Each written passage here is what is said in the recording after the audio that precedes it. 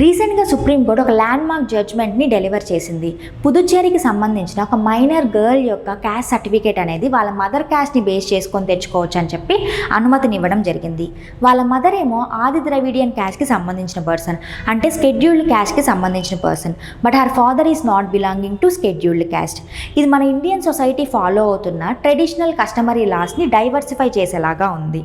ఇది అలా ఉండగా హీరింగ్ జరిగేటప్పుడు సిజేఐ సూర్యకాంత్ గారు ఒక పవర్ఫుల్ క్వశ్చన్ అడిగారు. సో కాలం మారుతున్న కొద్దీ చైల్డ్ ఎందుకు వాళ్ళ మదర్ క్యాస్ట్ని ఫాలో అవ్వకూడదు అని చెప్పి. సో ఈ కేసుని ఇది సెటిల్ చేయడమే కాకుండా ఫర్దర్గా డిబేట్కి కూడా దారితీసింది. జనరల్గా అయితే లా అండ్ జడ్జ్మెంట్స్ ఏం చెప్తున్నాయి, ఆర్టికల్ 39 and 46 ప్రకారం మార్జినలైజ్డ్ గ్రూప్స్ అయిన ఎస్సీ ఎస్టీ వీకర్ సెషన్స్కి స్టేట్ అనేది ఖచ్చితంగా స్పెషల్ ప్రొవిజన్స్ని కలిగించాలి. అలానే ఆర్టికల్ 15 and 16 ద్వారా రిజర్వేషన్ని ఎస్సీ ఎస్టీ పీపుల్కి కలిగించారు. సో ఎస్సీ ఎస్టీ కమ్యూనిటీస్ని ఎవరు నోటిఫై చేస్తారు? ప్రెసిడెంట్ నోటిఫై చేస్తారు under article 341 and 342. So president notify చేసిన ఎస్సీ ఎస్టీ లిస్ట్ అనేది డిఫరెంట్ స్టేట్స్కి డిఫరెంట్గా ఉంటుంది, అంటే స్టేట్ స్పెసిఫిక్ అని చెప్పొచ్చు. జనరల్గా అయితే ఫాదర్ క్యాస్ట్ని చైల్డ్ ఫాలో అవ్వాలని చెప్పి పర్టికులర్ స్టాట్యుటరీ లా అంటూ ఏది లేదు. సో ట్రెడిషనల్గా మనం చైల్డ్కి ఫాదర్ క్యాస్ట్నే ఫాలో అవుతూ ఉంటాము. ఈవెన్ సుప్రీంకోర్టు 2003లో పుతిన్ రాయ్ కేసులో కూడా ఇదే జడ్జ్మెంట్ ఇచ్చింది. In the absence of any statutory law caste follows father అని చెప్పి.